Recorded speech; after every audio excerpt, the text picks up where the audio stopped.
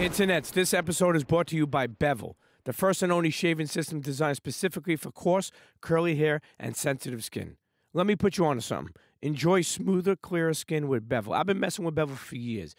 I feel like they're one of the beginning sponsorships of podcasts worldwide. They've been putting people on, listeners onto their products because they're official, and I mess with them. It's the holiday season. Get your loved one a Bevel. For a limited time, get 20% off your next shipment with Bevel. Check out getbevel.com/Pete, okay? That's getbevel.com/Pete. You'll get 20% off your next shipment. Tell them Premium Pete sent you. CHEA. It's the Premium Pete Show. Internets, welcome back to another episode of the Premium Pete Show. Sitting here with a longtime friend, man. Listen, okay? He's going to say that he's a professional BMX rider. But I'm going to say more things. Entrepreneur, trailblazer, okay? Now we're going to say, I don't even know if it's a footwear designer or even a collaborator, or I don't even know what the word is when you have your own shoe with a brand. I guess, like, collaborator or whatever. Anyway, listen, Internet's the one and only Nigel Sylvester in the building. Wow. Long time coming, man. Bro, long time coming, man. We were talking about, it's funny, I remember us being I was telling you, Brooklyn Bowl, and I remember just kicking it, and I feel like, like we were just talking, a grind sometimes takes a long time to get there. Definitely. But, you never stop. We were talking also about a party that you had. How many years ago was that? That was 8 years ago. Okay. So 23 on 23? Yeah, man. So my birthday is August 23rd, and it was my 23rd birthday party. And it was crazy, man. I think it was like Magic in New York or Agenda, one of those shows in New York. And I decided to have a party. And at the show, Hawaii Mike and DJ Clark Kent approached me. It was like, you doing a party? I'm like, yeah. It was like, we have to throw your party for you. And I was like, okay. I was like, why not? You know what I mean? Like, two legends in the game who did amazing things. And I handed over all the rights of the party to them to handle it and run it and work it. So I remember being at that party and you see shirts that said 23 on 23. Yeah. Right? Which already had a dope look to it, because you could put so many things to it, like MJ, whatever. And then I remember Clark. Was Clark spinning?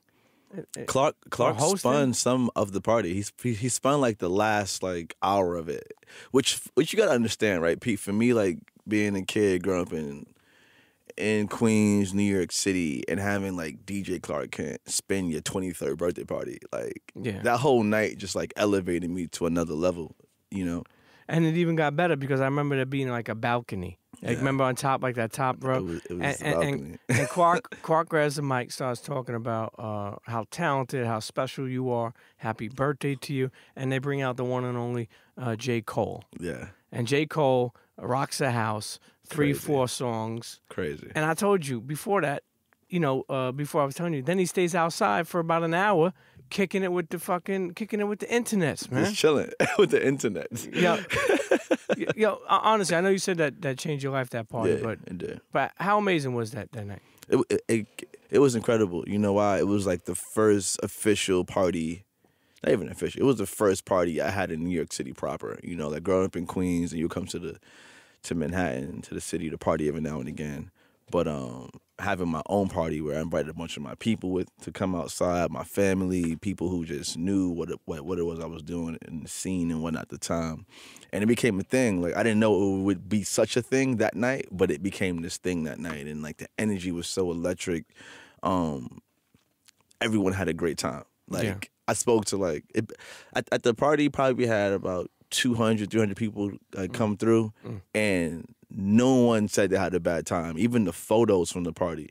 I forgot who shot the photos, but the photos, when I look back at it, everyone had a smile on their face. They were dancing, drinking in their hand, having a great time. And I just love partying. My background growing up in a West Indian household, my mom and my dad both from Grenada, just having a good time, partying, celebrations, gatherings are a huge part of the culture. So that's something that I've carried on with. I love to have parties. I love to have a good time. You ask any of my friends, anytime we're around and a few of us gather, let's turn up. Sure. So it was a great moment for me, man, and it was also a moment because earlier in the day, believe it or not, we had a bike jam earlier in the day. We had a game of bike, we had a race, I believe, and we also had like a best trick contest on some like BMX shit, which was incredible that we had like that moment in the beginning so we can like really like touch like the BMX audience, and then we had this crazy ass party at nighttime. So it was super dope. You know, you. It's funny you say that you like to party because I remember you coming there super litty, and then I remember seeing you like. There's a lot of times I've seen you out like you like to party, Yeah. but then at the same time you're about your business. All day. You know, how do you make the transition to like just stay like you know like it's not like you went to school for this shit, like you know what I mean? Like Not at all. how did you know how to stay on track without getting lost in sense of party and hanging out? Because you know when you hang out, everybody's your friend. Hey, shit's all sweet. No, I'm just being. Like you're right though. Like that's that thing, man. Like you go outside and you get caught up in that life. I have to credit my mom for that. You know, she's a very focused individual. She's an amazing person, hard worker, and she sacrificed so much from my families for us to be where we are now. Like, she is like the lightning bolt, the rock, the everything of my family. And at an early age, I understood like, yeah, I can party and have a good time, but when it's time to work, I need to buckle up and like make it happen. Because I'm not just doing this for myself. There's so many other people behind me. I got younger cousins, nephew, niece who are behind me coming up, and I want to be able to provide a platform for them. But also, like, I feel I can't do my parents and my grandparents, their work a disservice. And when I say that, like, they sacrifice so much for us. How can I not work as hard as I know I can work to get where it is I want to go so that I can now also add to that legacy and to my last name, you feel me? Like, I take family very, very serious. Yeah. So The name actually sounds real powerful. I'm not just saying that. No, really. You think about it. It's a dope name, Nigel Sylvester. Sounds like it was supposed to be something. So I'm glad you're filling those shoes. Nah, definitely. You know, some names, you know what I mean? Like I'm not gonna lie to you. I was never, I didn't like my full name. Like I liked it. I just didn't like the way some names ring. You know, they sound better together. But, you know, when we think about it, you grew up in Queens, right? Yeah. You were born here in Queens? I was born in Brookdale Hospital in Brooklyn. And I grew up in Queens, New York. Laurelton, Queens to be exact. Grew up there my entire life. Queens get the money. Always, man. Queens is doing some amazing things right now, man. Yeah. There's a lot of kids from Queens that are just, like, showing out. There is. You know, now, you grew up with mom and dad? Yeah, I grew up with mom and dad in the household. What did mom do? So my mom was a home care nurse, and my dad was he was a DJ for a long time. Really? Yeah, man. My dad was a DJ for a long time. So I grew up around music, soca music to be exact. Coming from Grenada in the West Indies, soca music was super big in my household. Like I remember times where like my dad would go to Carnival and bring back like VHS tapes of like the performances, and I can remember one performance in particular, Marshall Montano, and like when he dropped Big Truck. And, like, I would watch that video on repeat for hours because, like, his energy, his performance, the song, everything about it, like, I loved it. And I would watch it for hours. I can remember my dad had a bunch of, like, records, like, huge crates of, like, everything, like, in the garage and the basement. And that was super dope. Like, I talk about it now and think about it, like, maybe that's why my affinity for music exists because I was exposed to it at such an early age. Like, I'm not a musician. I can't rap. I can't sing, none of that. But I appreciate it so much, and it moves me. Sure. You know?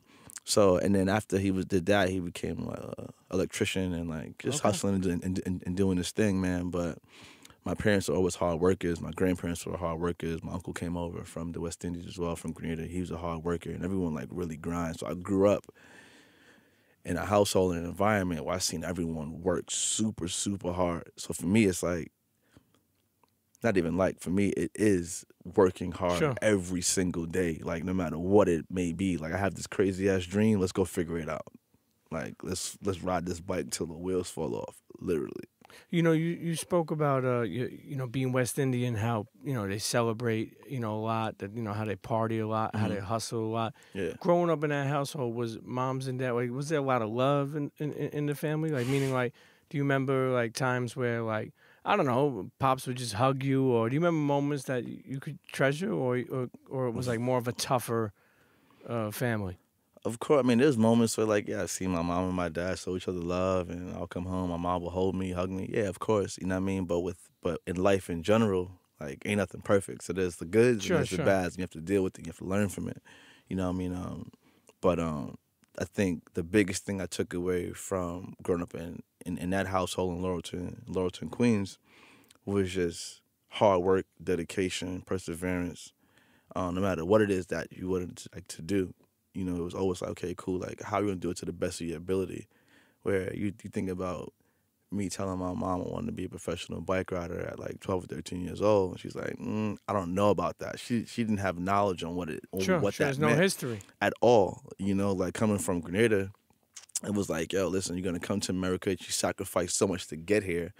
You're going to like go to school, get education, and you're going to get like a typical job, whether it's a 9-to-5 lawyer, doctor, fireman, policeman, whatever it is, but you're going to get the typical job. And for me, at that early age, saying, well, I want to do something that's so, like, unorthodox, you know, something that, like, my family didn't really know about, it was like, cool, yeah, you may go and do that, but whatever, you know. So I feel I had an even bigger chip on my shoulder because I had to prove to them that why this was important to me and also prove why I can make this work.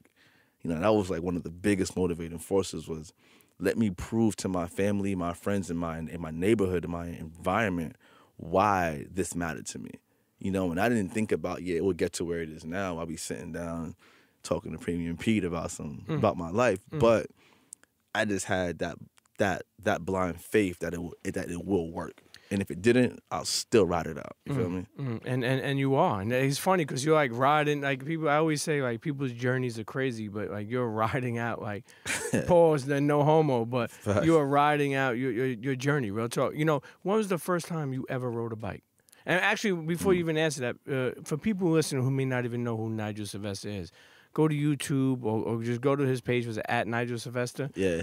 I mean, honestly, I'm not just saying this. You know, I don't blow smoke up. To me, one of the nastiest BMX riders I've seen. I mean, the things you do. Not real talk, man. The things you do are just insane. So, internet, if you go to YouTube or go check out his channels and see what he does. If you don't know him, if you do, you're here for the journey.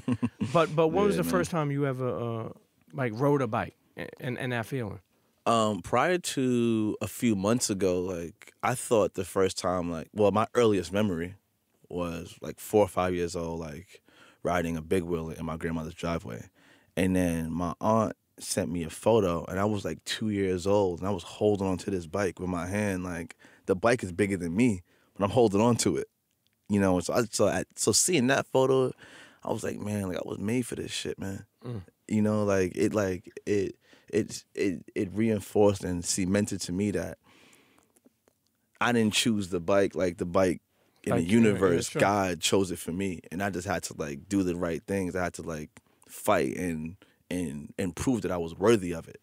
You know, man. So that was wild, man. But even like all those memories, like there's a block in Laurelton, 218th Street, where my older cousins and they live there, and my mom worked so hard. She worked multiple jobs while I was growing up. Like a lot of parents did. You had to work 2 jobs just to maintain the household, food on the table, roof over our heads, and do what you have to do to make it happen.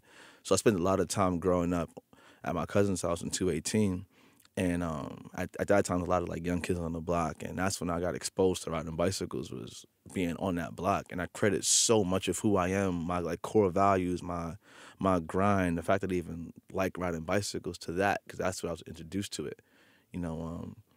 And at that time, it was very innocent. I didn't think much of it. I just knew I loved to do, like, to ride a bicycle, and I got fulfillment from it. I mean, were you good at it though? I didn't know I was good at riding bicycles till later on. You know, like, it's funny because, you know, when I think about that shit, what does that even mean? Not meaning what you're saying, but like people get on a bike, they ride a bike. Yeah. Some people don't think into, you know, more into it. You know what I mean? Like of how to do certain things. Like, do you remember falling a lot when you tried? Of course, I remember. I got the scars to prove it, man. I got scars here. I got scars here on my head, like all over my legs and shit, everywhere, bro. Because like riding bicycles is, it's a learning curve, and comparing it to like a basketball or football, like those are like objects that you can like pass off, and then you can still play the game and come back to it. They pass you the ball, whatever the case may be. With a bicycle, that thing's pauses on you all the time. You have this object that's attached to you by the hands and by the feet, and you have to manipulate that object, and you have to control that object, that tool. So of course, like things, as you learn the trick, things ain't gonna go right, and you're gonna fall down. The bike gonna fall on you, and things happen. But I think for me personally, like I like persevered and said, I'm not gonna let those falls or like those like trips or those setbacks determine my future with this bicycle. I kept going, no matter the stitches, whatever, bloody this, swollen that. None of those things mattered to me. I was so determined. And at that time, like I didn't see the full vision. I just wanted to execute this dream of being a professional bike rider. That was all that was in my mind. Did you feel like, growing up, especially, did you feel like an outcast riding a bike? Especially because even when you look at it now, and I don't know the scene of like bike riding, but how many professional black bike riders are there? More so, everybody probably wasn't doing that, when you were growing up. They may have been playing, baseball or basketball or. Nah, for sure. Like, and I grew up playing basketball, and I grew up playing football, like 2-hand touch, 3-second hole in the streets, like. Rough touch. I thought I was a shit. I was small, I was fast, like I would probably get picked like third to last, but I thought in my mind I was like, yo, I'm killing it. It don't matter, but I grew up playing all of that, but it was something about the bicycle that I gravitated towards, and to your question, like it wasn't something that was feasible. In my neighborhood, like no one from my neighborhood became a professional bike rider prior to that. So that idea, that dream wasn't real. It was something that like people would reference, like, yo, that's some like white boy shit that people on the West Coast do. And BMX was born in the West Coast, but like people adopted it all over the world. So yeah, it wasn't one of those things that people were like, okay, cool, like like we hear like your dream or your vision, let's like help you do it. People helped me in ways that I don't think they knew they helped me. Where it's like I'll pull up in a block and do a wheelie, and then like they may have been like an older cat that knew how to wheelie longer, and he would give me a tip, not understanding like how I was taking it, just trying to help me. There were a lot of people that didn't understand the vision. It was like you want to be a professional bike rider, like that shit is not real, because it wasn't a reality in my hood. Like no one from my hood ever became a professional like bike rider, skateboarder, any of that. But also like that gave me motivation. People like I remember certain times like in school and shit where like I would come to school in certain like bike riding apparel, and people would be like, oh yeah, that's some white boy shit. Like I was like, obviously like you see my skin color, like I'm not that. I'm just embracing something that matters to me. The curve shifted where it's like, okay, cool, like it's cool to embrace brands that may have not been the traditional hip hop brands, but they may have been like some like super uber like bike or some like skateboarding brands, and that became a thing, and I came up in that curve as well. So I owe a lot of it to timing, like again, that's why I feel like I was not entitled to this, but if I played my cards right, this was meant for me. If that makes sense, You dealt with a lot of brands. And we'll get to that. But more importantly, when we think about your journey, it's there's a lot of things to go over, because now you think about it, right? Because it's like you turned a lot of dreams into reality. Facts. But before off air, I remember you telling me something about a bike. Like it's the most what would you say? Like the bike is the bicycle is the most accessible mode of transportation in the world. Like you think about like how people travel and the ages of like people, like you think about it. As a child, like the bicycle is probably the first thing that you can like get your hands on and control and maneuver to get from point A to point B as fast as you possibly can before getting a car. And like what they say, like once you learn how to ride a bike, you never forget. You know, you think about some of the places in the world where like people don't have access to cars, but they have bicycles. You know, it's a cheaper mode of transportation. It's easier to maintain. It's more affordable to maintain. It's more environment friendly. You know, it's all those things. I never looked at it like that. Think about man. Think about all the different genres of bicycles there is. You know, from a child and trainer wheels, trainer wheels and like a little push bike to road bikes, BMX bikes, mountain bikes. Yeah. It goes on and on and on, man. So I remember 10 speed bike back in the day. My sister got was a Ross. I remember Ross. Yeah. It was a Ross. But I remember growing up having mongoose, putting pegs on the back, putting pegs on the front. Even the wheels. I remember, you know what's so funny? I don't know how many people remember this. I remember, you're familiar with quarter waters, obviously. Of course. I remember putting quarter waters in the spoke. To make that sound. Yeah, make that sound, you know, underneath the, just stupid shit. But, you know, it's like, here's the thing. As you go on, you're 12 years old, right? Yeah. You want to become a professional BMX rider, right? But first of all, what does that even mean? Like, because you are a professional BMX rider, but what does that what does that mean for people who listen who may not know? So people who may not know, it's the same as that thing as being a professional basketball player, professional football player. Like you're doing this sport at a very high level, at a professional level. You know, like you're one of the best in the world. You're one of the best in your class. You're one of the best in your city. You get to this professional level where like, you're doing it at an extremely high level.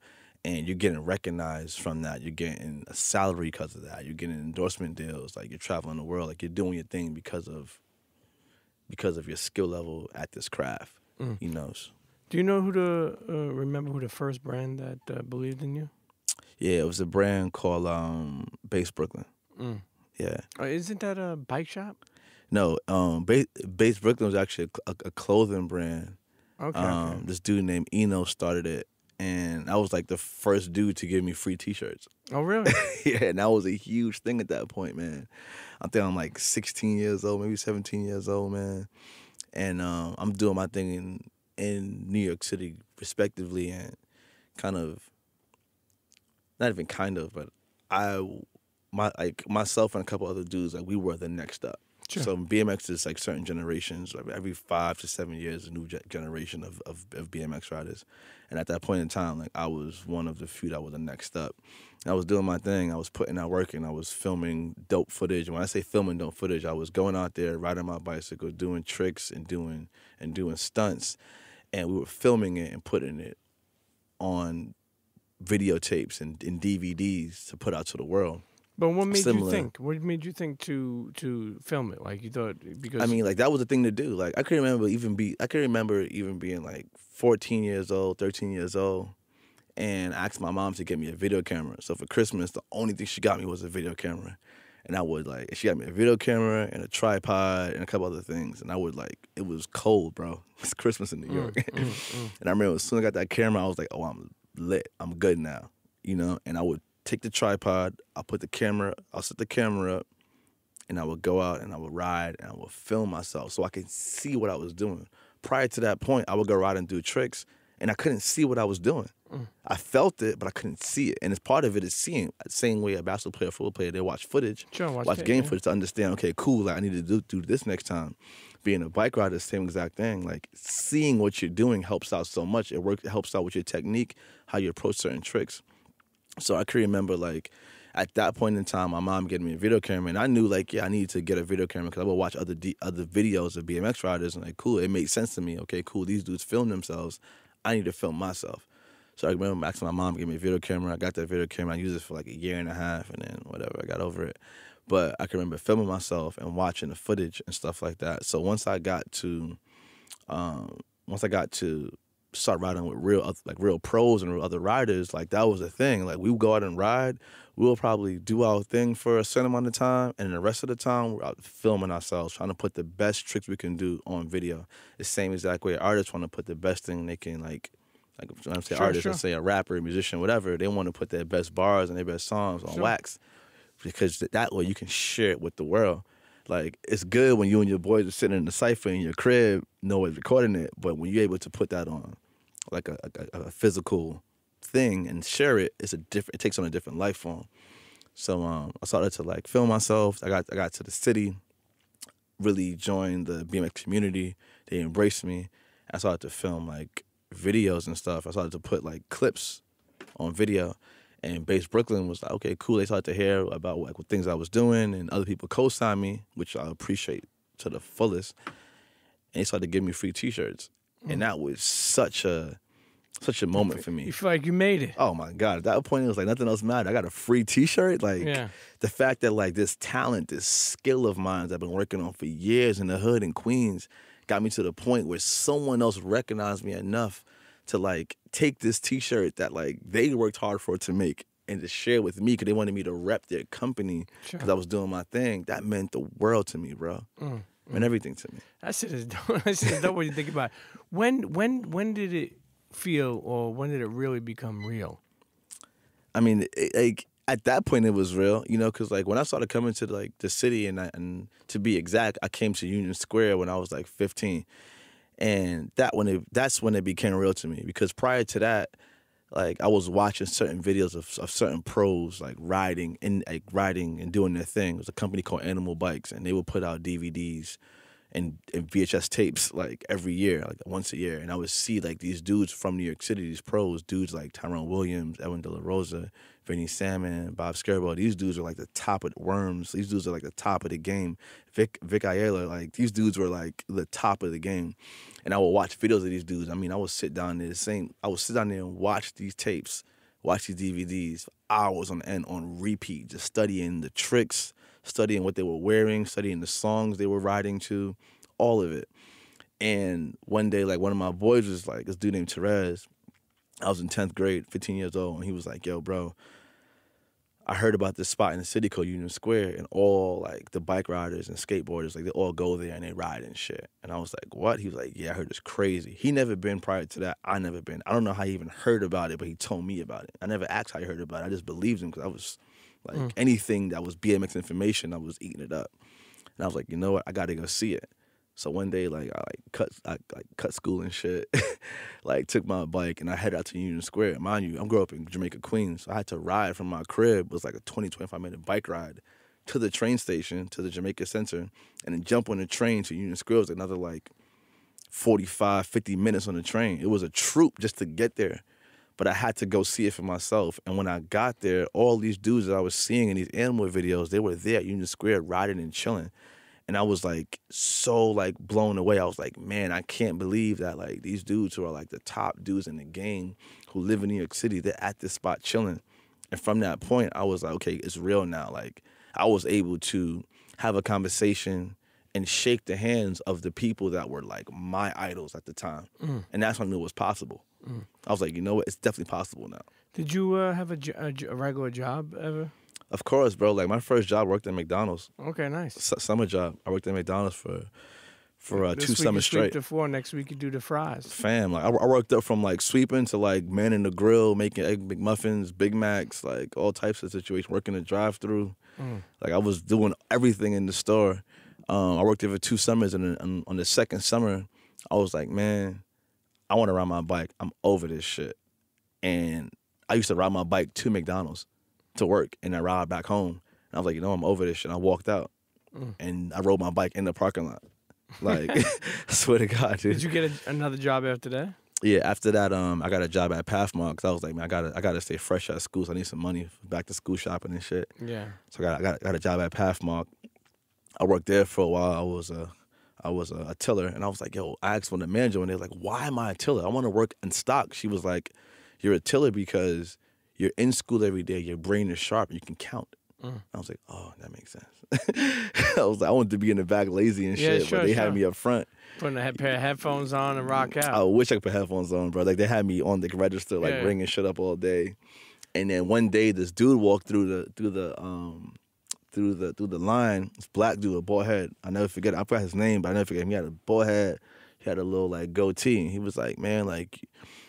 He asked me how much you're getting paid, and I told him whatever it was $70 an hour. He was like, I'll give you a job at Express for Men, come work for me in the stock room. And I was like, hell yeah, I'm with it. I'll get paid more money, and I could get like some ties and button-up shirts. And I was like, fuck it. I quit Pathmark, worked for Express for like a year. And then at that point, I was like, man, like I'm over this shit, bro. Something in me was like, man, I want to ride my bicycle and be a professional bike rider. I was riding my bike throughout that entire time. But I was like, I need to dedicate all my time to this. And I don't know. I couldn't tell you now what inside of me told me to do it, but I thank God every single day for it. Because I was like, you know what? I quit this job. I was like, my first year of college, I was like, I quit this Pathmark shit. I'm going to ride my bicycle, go to school. And I used all my financial aid money to support my BMX habit. Parts. It paid off. Facts. It paid off. You know, you think about it. When were you? You know, obviously Gatorade has been involved. Was Gatorade the first sponsor that really started paying money? No. So I was 17. It was a summer. Like my birthday's in the summer. So I was 17, and I had went on a trip. At this point, this is right before I turned pro. So Glenn P.P. Milligan, who I will always credit as like one of the biggest influences and biggest motivating forces in my life, he took me on a trip down to North Carolina, and he was filming for a video. And at the time, he worked at Ride BMX. So I would compare Ride BMX to like, not even compare, but it was the biggest BMX media platform at that time. And they would do videos, like 2 videos a year, and he was the head video guy. And he did a trip where he took 4 local BMX riders and took 4 like huge BMX pros and kind of mashed us together and kind of like best of both worlds. And on that trip, I went down to North Carolina and I met Dave Mirra for the first time. And at this point, Dave Mirra, for you got people out there who don't know who Dave Mirra is, I would compare Dave Mirra, and I would compare Dave Mirra is to BMX what Michael Jordan is to basketball. You feel me? He is the greatest ever. Like, hands down, God rest his soul. He is forever the greatest. And like my like boyhood hero, like my idol, killer. So he took us down to North Carolina, and he like let us ride together. Like not let us, but the video was like we guys can ride together and kind of experience each other's worlds. And I met Mary at the time, and he was starting a company called Miracle. And he was looking for a BMX street rider. He was looking for, trying to put together this team of ramp riders, dirt riders, street riders. And he wanted to sign me. So I went down there, met him, caught a vibe, and a couple months later, he signed me to Miracle. On the same exact trip, I met a dude named Mark Losey. At the time, Mark Losey was like one of the biggest like BMX photographers in the game. He would later on, within the same couple months span, he would later on become the team manager of the Nike BMX team. So on that trip, my life changed forever. And it's one of those things where it's like you being prepared for opportunity. Because if I wasn't prepared, I would have dropped the ball. But I was prepared at the time because everything I dealt with before. So in that summer, I just turned 18, and I got 2 phone calls that summer. One of the phone calls was to sign to Dave Mirra's company as the second bike rider ever to sign to Dave Mirra's company. The other one was to sign as a second rider to Nike, to Nike BMX program. That's right. Weren't you signed to 6.0? Yeah, I was signed to 6.0 first. That was the first division of Nike I got signed to when I was 18.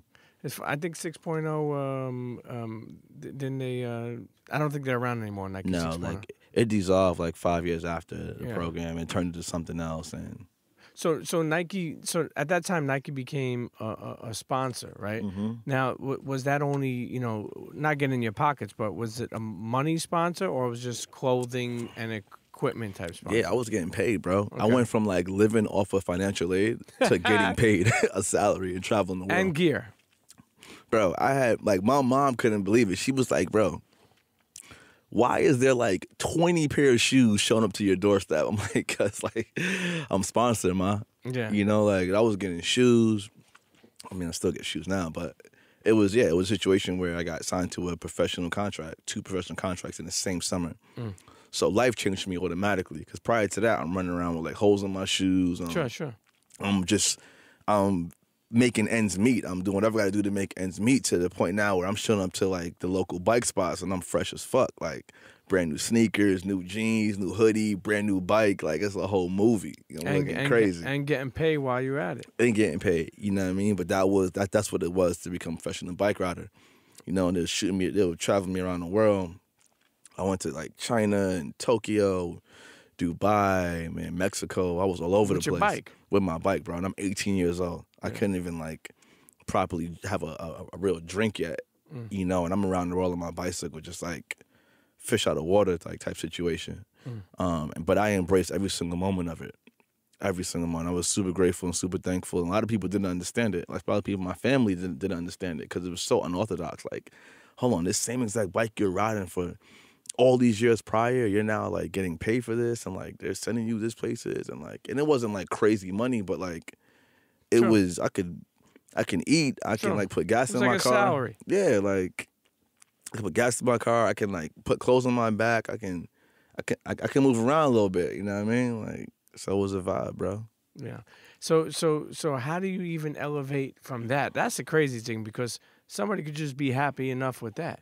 Yeah, man. You know, like you're literally fulfilling your dream. You're traveling the world. You're making money. You're getting gear. Yeah. Especially we're from New York. You know, we look fresh. We got a little bit of money in our pocket. That's what matters, right? And you're being able to do what you finally. Because I'm sure when you think about it, you know, it took a while to get there. You know what I'm saying? Like, we think about the McDonald's, we think about, you know, Pathmark. You think about working at all these places and then finally being able to do what you want to do. How do you level up? Like, how did the next sponsor come on? And was that the one that really, like, took it to the next level where it wasn't just a salary? I mean, like, Nike took me to, like, that next level. You're talking about one of the biggest brands in the world, man. And to me, like, a brand that I grew up rocking. I mean, we all grew up rocking Nike. Sure. You know, you think about some of the commercials they had and some of the campaigns they had and the athletes that, like, they've endorsed and backed for all those years. You know what I mean? Like, that's, like, everyone in this room right now is, like, rocking Nikes. Sure. You feel me? So that was, like, the big one. And, like, that really, like, was a stamp and a cosign for me. After Nike, after Nike and Miracle happened, like, Animal Bikes came around the same exact time. They were like, cool, we have to turn this kid pro now. So now I'm, like, riding with 3 professional companies. And then after that happened, LRG, I was signed to LRG for a little bit. I remember that. That's LRG classic. was a movie, you know, that was crazy. And then shortly after that, I got signed to Gatorade. So at that point now, I was like, man, like, people are looking at me like, dude, like, all of these crazy brands are, like, co-signing you. And, like, the craziest part about it was, like, normally you get a professional bike rider, you ride contests. At this point, I'm not riding any contest. I'm just making content. You know, like, YouTube really started popping. MySpace, Facebook started coming around. So I was, like, an early adapter to these social media platforms. Like, I credit social media to really allowing me to tell my story and share it around the world. You know, like, that was super important to me to use social media. And I realized that early. Again, I don't know why I did. It just felt right. I was like, you know what? I'm going to shoot this little video and I'm going to put it on YouTube and I'm going to push it on my MySpace. I probably have like 100,000 followers on my MySpace or something like that. And top 16 with the music playing when it came to the page. It was a whole movie. Glitter on the page. It was what the fuck was going on? All types of shit falling from the top of the page. Now, you spoke about competing. You never went to X Games or anything like that? Or? So I remember, like, competing in, like, one contest in the Bronx super early. I did another one in Bay Ridge, Brooklyn. Yeah, I know. Super early. Forget about it. Yeah, that was super small. And then, like, I did 2 X Games. One of them in Dubai, one of them in Mexico. That's why I went to those places at first.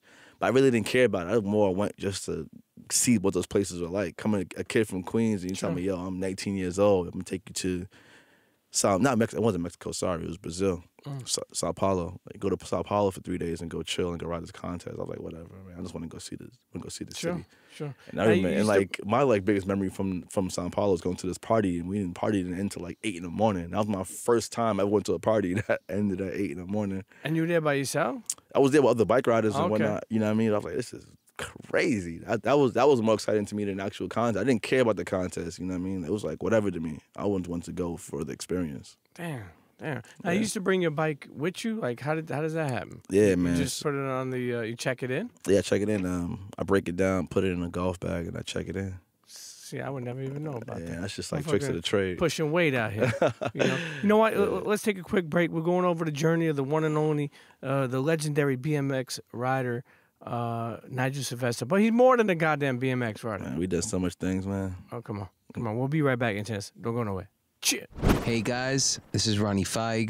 You're over here checking out my man Premium Pete on the Premium Pete Show. Internets, I already let you know this episode is sponsored by Bevel, the first and only end-to-end shaving system designed for a consistently smooth, irritation-free shave. Okay, dermatologists recommended Clinically tested to help reduce and prevent razor bumps, discoloration, and irritation. Over 90% of Bevel users notice improvement in their skin and their razor bump reduction.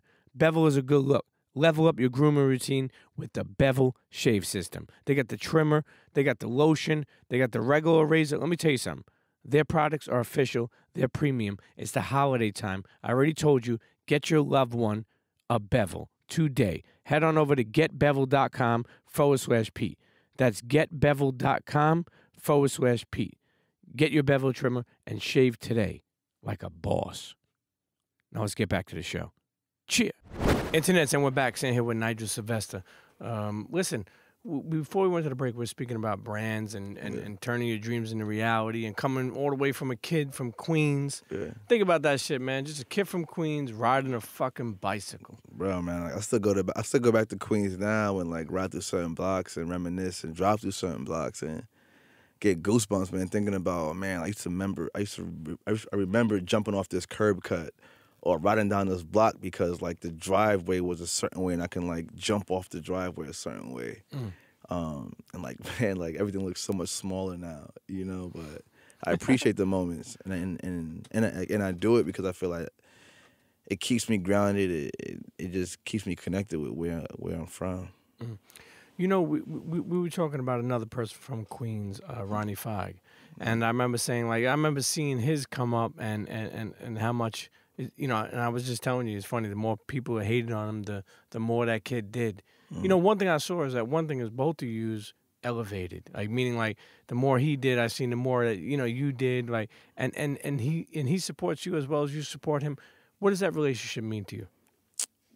It means a lot, man, like, being a fellow like Queens kid and like seeing him do his thing and us both going to the same high school, you know, having these like very irrational dreams to do this thing that may be unorthodox or not cool at the moment, but like having that foresight and having that vision, having that grit and that blind faith to make it come to life. You know, and watching him do his thing, understanding his humble beginnings, and me doing my thing with my humble beginnings. You know, it means a lot that we're able to now like collaborate at this stage in our lives and like create dope things. And if I'm having something, he'll come through, and he's having something, I'll come through and support. And I think that's what it really is about. Sure, it's about support, man. It's like this is a community. You know what I mean? Whether you have a fashion brand, whether you're an athlete, whether you have a podcast, whether you're running a sneaker store, whatever it is, like we're a community and we're New York City kids and we need to help each other and support one another. Amen. You know, and like that's a beautiful thing. So watching him grow and watching him build Kith and everything else that he's doing, it's so motivating for me as well. You know, I'll turn on the internet one day and I'm like, oh, Ronnie did a Kith Versace collab. I'm like, oh my God. I'm like, what am I doing right now? I need to get it right. And I'm sure like he'll turn on and you see me drop a Jordan 1 or whatever the case is. He's like, man, like, okay, word. And you know what I mean? Like Ronnie was like once I put the Jordan 1 out, prior to putting it out, he knew I was putting it out because I told him with my homies, you know what I mean? He knew before everyone else knew. He was like, yo, bro, you got to send me a pair. Like, I want to do, like, a sneaker breakdown of it. I want to do a talk about it. And I sent him he was out in Malibu, sent him a pair, and, like, he did a whole bunch of stories talking about the shoe, loved it, showed mad love. And that's just incredible, man. And, like, everyone is doing their thing and chasing their passions, no matter what level you are at it, but you're still doing your thing. And to have that support, it's incredible. You know, great segue. And I guess we'll finally get to it. How does a kid from Queens, okay, who is parents didn't even understand, like, oh, he wants to be a professional BMX rider, like, come on, man, like, get yourself a job, make and have his own Jordan 1? Like, think about that. That just sounds crazy. Exactly. It sounds crazy. Exactly. It's wild, man, but it's a beautiful feeling. You know, and I really look at it as a testament to the work that I've put in for so many years and the work that people before me have put in for so many years. You know, it's the shoes, of course, like Michael Jordan and like what he symbolizes and what he means to me personally. He's the GOAT of like athletes, you know, especially basketball, and the things he did on the court and how he changed the game, the style he brought to the game, the persona, the personality. that it factor, the things he did on the court and also off the court, the brands he worked with, just the culmination of all these things that made him who he is, like the hard work and dedication that like that us as fans we learned about through the content, through the commercials, through the games, all those things. He's definitely an idol to me, and the Jordan shoe is, especially the Jordan 1, is something I embraced for so many years. I remember when I started to ride in Jordan 1, people looked at me like I'm crazy. Like, dude, you're really riding in these retros? I'm like, yeah, I'm riding my bike in these shits, and I'm going to fuck them up. I'm going to mess them up. Why not? You know, because for me, it was the whole package. It was like, man, like, when I go out and I film a clip, when I go and I want to go and do this trick, I want to go to a stair sit, and I want to go up this rail to hard 180 bar spin. That's a trick. I want to make sure that like my gear is right. I'm in like the dopest kicks. I want to be in Jordan 1 because those sneakers just connected to me and I related to it. It was aesthetically, it's a great looking shoe. The way it functioned with what I was doing at the time and me riding on bicycles, it worked incredibly well. So I gravitated towards it. I started riding in shoes, man. I'm like, man, and then I learned about how like Jordan 1s, they age so well. Like wine. Like wine, bro. Like when you beat them up, they just age super well. And I started to beat my shoes up in a very unique way. Like I'm riding my bicycle, so it's getting different type of scuff marks in different places and whatnot, man. So it's something I embraced for a very long time. And then the idea, I was like, man, what if I can have my own Jordan 1 day? That became an idea, and then that idea became a reality.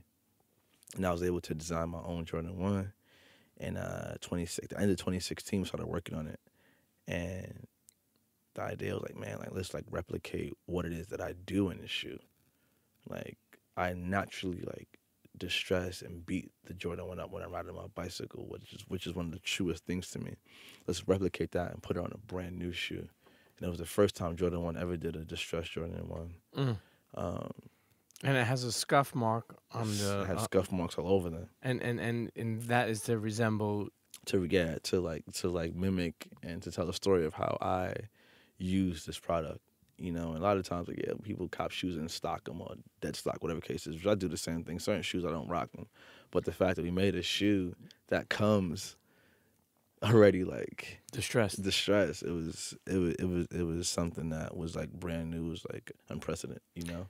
You started working on it. Obviously, it was a secret when you started working on it because no one knew. It takes the time. Of course. But explain to me how. Like, did you get a phone call? Like, yo, this is really gonna be happening. Like, how was that moment? Like, what's that call? Was it a call? Was it a meeting? Frank Cook and I actually met. Shouts to Frank Cook. Frank Cook is a legend, visionary, one of the sneakers gods of this whole thing, man. Him and I met in the city here in New York, and he was like, yo, listen, like, we're one of your really, like, distressed Jordan 1s. He had the idea in his mind already of doing a distressed Jordan 1. And I feel like it made sense with what I was doing at the time. And I wore a pair of Shadows that was, like, super beat up. Like, for some reason, these Shadows fit so well. Like, I loved them, wore them every single day, and, like, I killed them. And I wore the shoes to the meeting with him and I. We sat down, we had lunch, we kicked it, we spoke. And after the meeting, he was like, yo, send those to me. And I was like, you sure, bro? Like, I'm not trying to send my Jordan 1s anywhere. Like, I like these shoes. Like, I love them. I live in these things. I'm not trying to send them. I was like, not send them to me. And he was like, we're going to try to, like, put the play together. And we end up, like, chit-chatting. I end up sending the shoes to him. And this is prior to when we started working on them. This is, like, in 15. This is, like, way before, you know what I mean? Like, end of 15, like, early 16. I sent him the shoes. So the process it took a minute to get to that point. Sent him the shoes, and like he was like, "Bet I'm gonna holler at you." He kind of took him to Portland and did his thing, and whatever those internal conversations had to happen. And then I went up there, like the end of 16. We started working on them. He was like, "We're gonna do it." And I went up there. We started working on the shoes. You know, we had the idea of doing a distress with Jordan 1. I was like, "Of course, I'll do a distress shoe, of course," because at that point. Like most of my Jordan 1s are distressed. I'm rocking them every day, no matter where I'm going. So it made sense to me, and we sat down in the lab. We cooked it up. We did one sample, did another sample, and I was like, "Cool, like let's get this thing out." And he agreed. He's like, "Listen, I think they're right. Let's do them. Let's get them right. Let's get them out." So I think it was like the top of 18. We started we pressed the button, like cool, we're gonna put these out. And then the sample came in, I think around like the final sample came in maybe like late winter, like March, somewhere around there. Actually, no, the final sample came in April, because I just came back from shooting Go London to Paris, which is Go is my brand, and I do a video series called Go, and I'm sitting at the editing bay with my director Harrison Boyce, and Frank Cook FaceTimes me, and it's like, yo, check the shoe out. I was like, oh, this is crazy. I was like, let's push the button, let's make these happen. And then he sent me that sample and shoes in production, and we put them out, and it was like, man, like, how many pairs did they do? I can't tell you that. Okay, all right. Very, very limited, man. Very, very, very limited, dude. And it's wild to sit here and talk to you about the journey and from like, yeah, being a kid in Queens, young kid, and having a dream of just being a professional bike rider, to now talking about like, yeah, like I was able to maneuver myself to a point and do all the right things to get to this spot where I can now do my own Jordan 1. And we put that Jordan 1 out on September 1st, 2018, like just a few months ago. And we did multiple releases in New York. We did a release in LA. We did London, Paris, Amsterdam. Man, and like that shoe sold out in seconds around the world. Like I pulled up, and I mean, like we flew into Paris for like on September 1st, on the release day, flew into Paris. And I remember telling my driver, I was like, yo, pull up to the Jordan store, the Bastille Jordan store. I want to see what's going on over there. And I pull up to the store, and 100 kids outside in line waiting for my shoe. And I sat there for a second, and the car was all tinted so I could see outside, but they couldn't see me inside. And I didn't get out the car at all. I just sat there and like looked at these kids. I'm like, man, I made this product. I made this Jordan 1 that like people around the world resonated with. And you know, if anyone knows, you can make a Jordan 1 and that shit could flop. That shit could be like doo-doo, you feel me? But the fact that like we put this shoe out and like just on the internet and people just seen the photos of it and they were like, yo, I need that. And people lined up across the world. Like I remember seeing photos from people lined up in Tokyo and Germany, like all over the world, dude. Like we did Paris one day and then we did London and Amsterdam the next day, and people were lined up to buy this shoe. And I was like, wow, man, like talk about the power of dreams.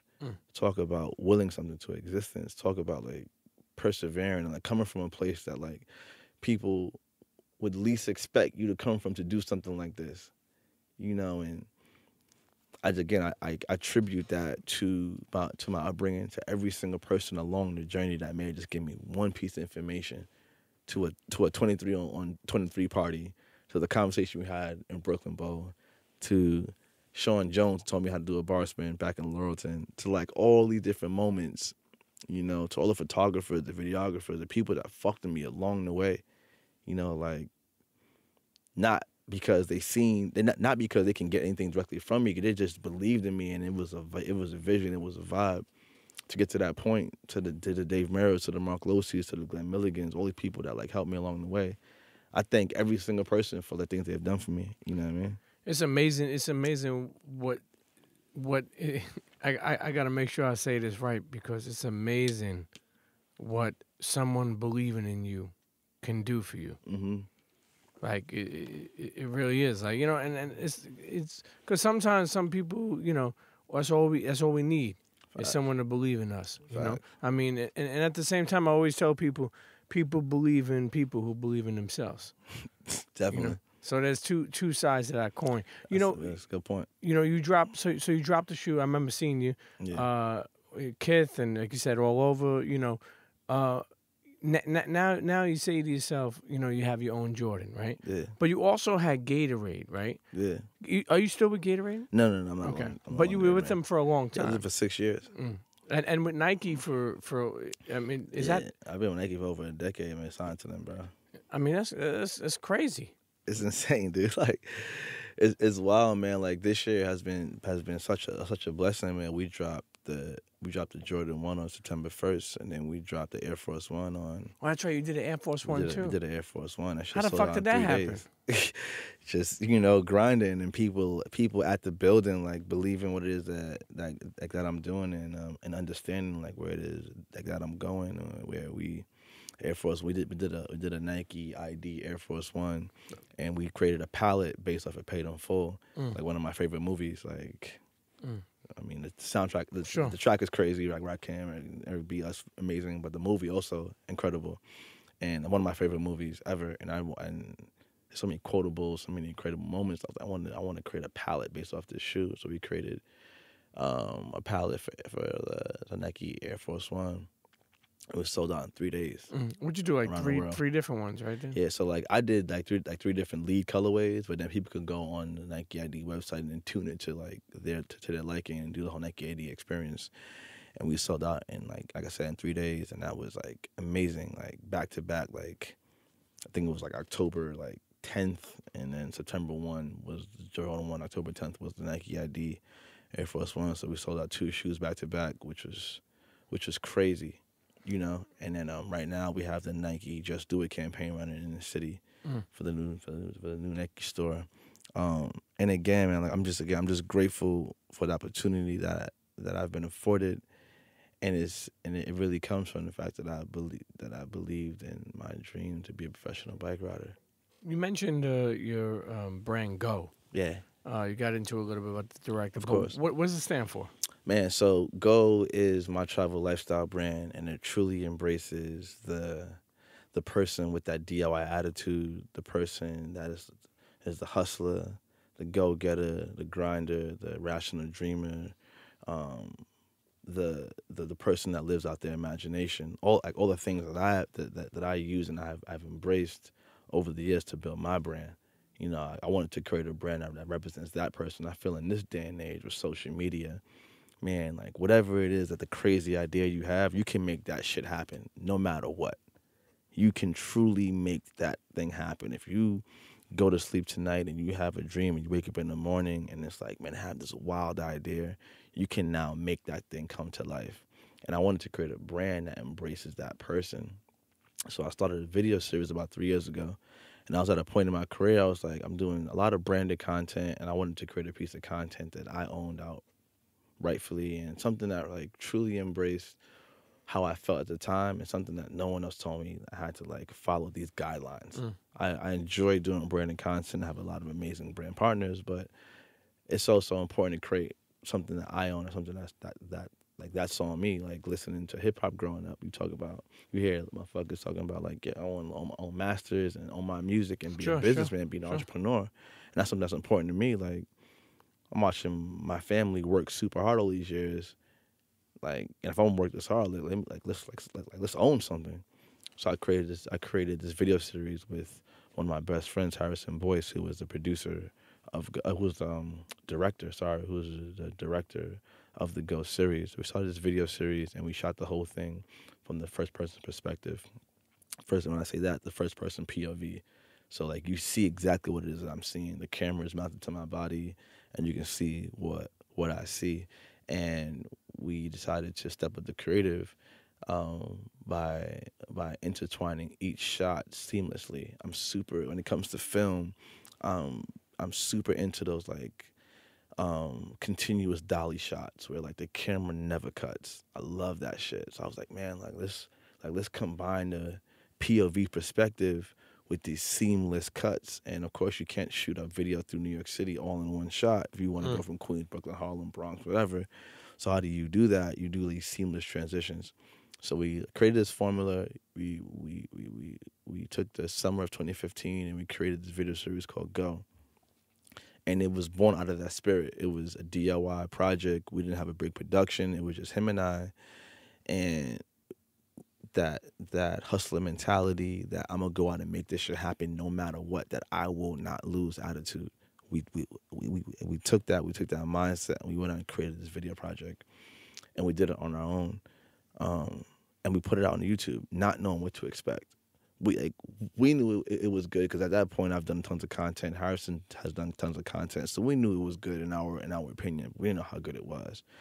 We put it out to the world, put it on YouTube, and the shit caught like wildfire and went viral. And it was like, well, man, we may have something here. So we edited the video, and the last clip is me jumping on a helicopter and taking off over New York City. And we did that. We was like, okay, cool. Just in case this thing goes off and is good, let's be able to like connect it to another video. So it went super well, tons of views. It's well over 10 million views at this point. And we did another video called Go LA. And it was a continuation of Go New York. And the video starts off with me in a helicopter. I land in LA, and I go through my day in LA, showing like the people I'm interacting with, things that I'm doing, and things that like BMX and bike riding has afforded me.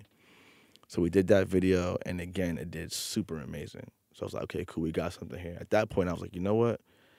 I want to ride my bicycle around the world from the first person's perspective and share this journey of me starting an adventure off in Queens and taking it around the world, coming back to Queens. So after that, we did Tokyo, we did Dubai, we did London to Paris, and we just finished doing Miami. So now, like, we're on this mission of documenting me riding my bicycle around the world from the first person's perspective, and creating these Go videos. And from the video series, people like started to really embrace the brand. So it's like, cool, let's start doing merch. Let's start doing pop-up shops, events. And it turned into like a full-blown brand now, which is like my like day-to-day is like working on the Go brand and building it to this, building it to whatever it would turn into. I'm hoping it sky's the limit. Who knows? You stars the limits, whatever, you know. But taking it to like this height where it's like, cool, man, like I just really want to express what it is that I'm doing and create something that represents those like hustlers, young, old, in between. Don't matter. Like if you have a dream and you want to embrace it, you want to go get it, this is a brand that like embraces that. This is the brand that fights for you. This is a brand that's breaking down doors. This is the brand that represents you. And it's been an incredible thing, man. Like the video series is over 55 million views at this point. Organically, like you know what I mean? There's people that around the world just love what it is that we do and embrace the stories that we're telling. And it's something different. Like I feel like it's like a breath of fresh air when you see something different, man. Yeah, and, man. you know, especially in the space we're in, it's good to see talent on all ends. You know, you think about it. You know, you worked with all these brands and had all these opportunities and turned your dreams, like I said, into reality. When did your mom and dad or your mom say like, oh, okay, we understand what you're doing? Or were you able to buy something for them that they believed it? Or what was it that made them say like, Nigel, okay, you don't need to get that 9 to 5? They be like, nah, we believe in you now. I think one of the first moments was Nike put me in a global campaign. It was the 2008, I think it was the 2008 Olympic campaigh. I think that was the moment where like Nike chose me to be one of the faces of that campaign, along with a couple other like huge athletes, like top tier athletes. And that's when I realized, okay, cool, like I'm now part of this group of these top tier athletes. I'm doing my thing at that level that a brand like Nike would wrap an entire global campaign around me. And I brought my mom to see it was a billboard on West Broadway in Houston. And I didn't even tell her it was there. I just told her, Mom, come down, I want you to see something. And she came out and we stood there and like it was a billboard and even though it was just like paper, like the billboard, you know, it's not like it's just a billboard, but it meant so much. Like the meaning of it was so significant. The fact that like this kid, like me being a kid from Queens, and I did all the right things to get to a point where this brand, this huge brand, would like champion me as an athlete that they feel can represent their brand on a global level. That elevated me so high. And it also showed my family that what I was doing wasn't just like wasting my time. Sure. You know, and like from there, like you mentioned Gatorade, being sponsored by a brand like Gatorade, and like, of course, like as the years went on and on, like I was able to make more money, and like that part of it is cool. And money comes and goes. This is what it is.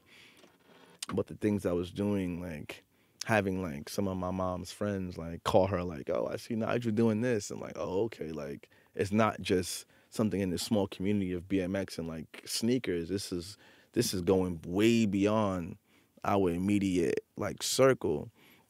They started to understand what it is I was really doing, and at the point where it is now, where you know, like it's beyond my wildest dreams, beyond my wildest imaginations, and it's an everyday thing, you know.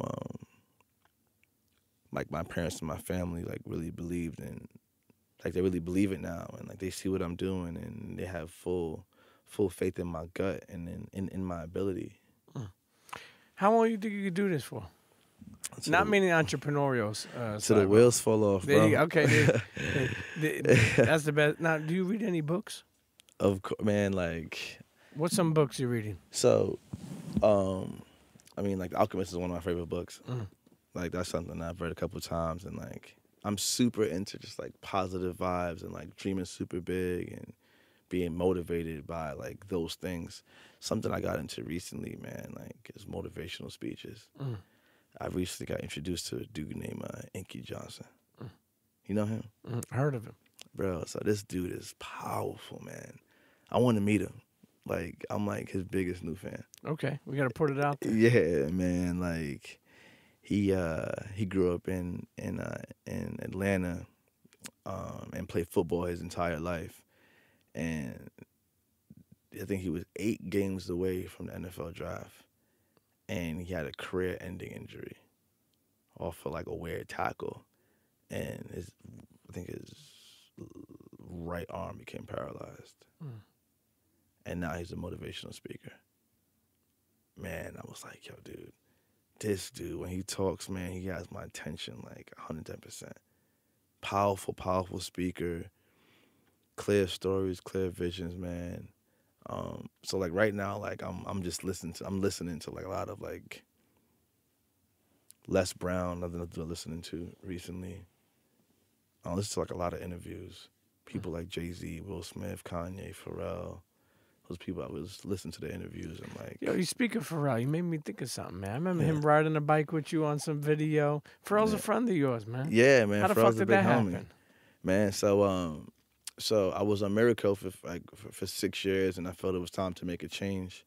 I met Joe from Brooklyn Machine Works. I met Loic, who's one of Pharrell's business partners, and it was like, man, we want to like relaunch Brooklyn Machine Works Bike Company. I was like, oh hell yeah, I'd be definitely down for that. And knowing Pharrell was a partner of it, I was like, okay, I know what's gonna be a thing. At this point, Pharrell launched Ice Cream, launched BBC. Music is crazy, like top of the world, and I was like, let's do it.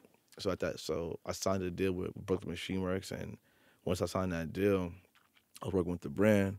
Pharrell and I became close and like worked on different projects. He was in some of my videos, I was in some of his videos. Like, it was the thing, man. And he's like a huge bike rider. He messed with the culture. He fucks with it. You know what I mean? He rides bikes. He rides skateboards. He embraces it. I just seen him in Miami recently. We were chatting it up about some shit. But yeah, it's just like a friend of mine, a mentor, and an idol. Like, I look up to the things he did. He changed, another game changer. Yeah. You know what I mean? He changed the way people look at things, you know, and continuously change things, you know, which is super incredible.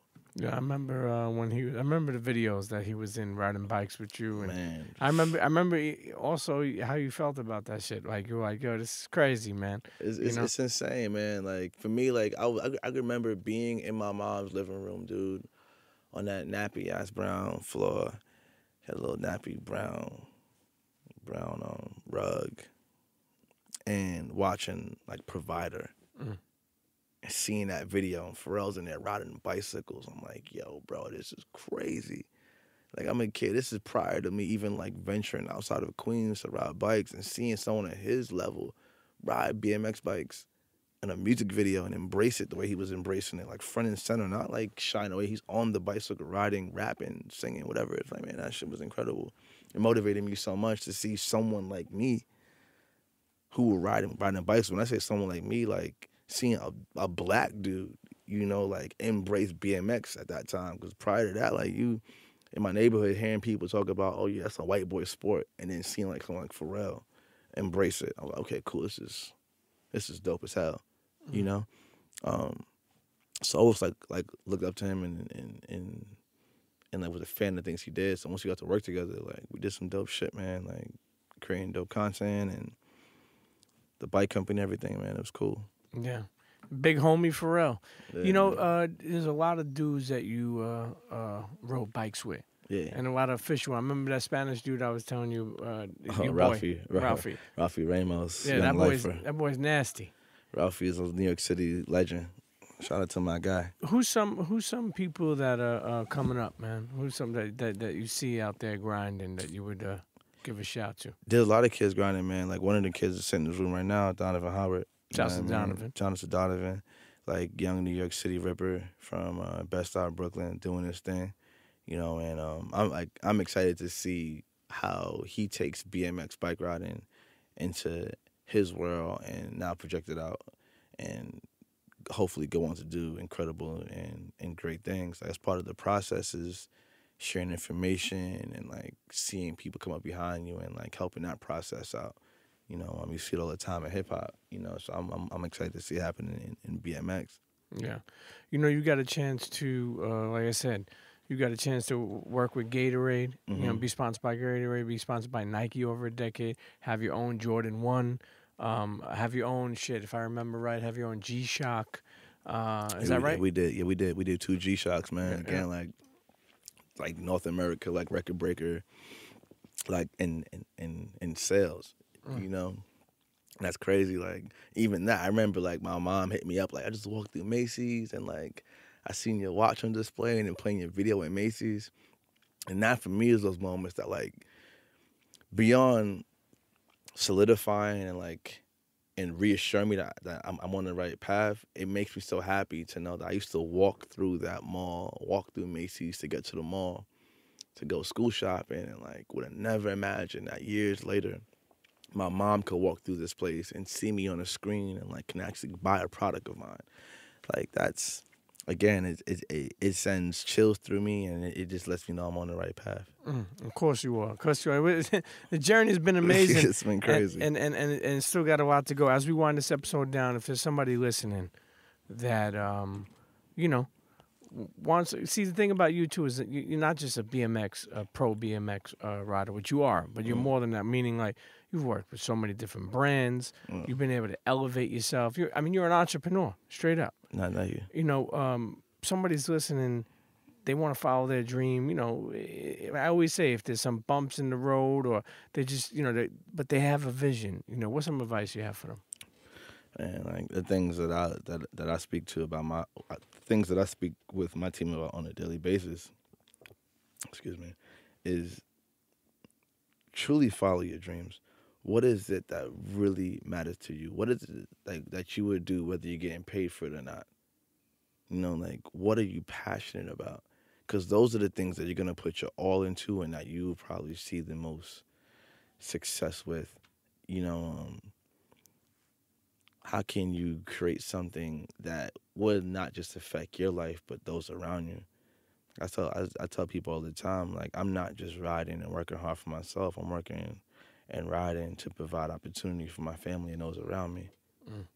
You know, that's truly what I believe it is. I grew up in that household. Like, my mom wasn't working just for herself. She wasn't busting her ass and, like, working double shifts, triple shifts just for herself.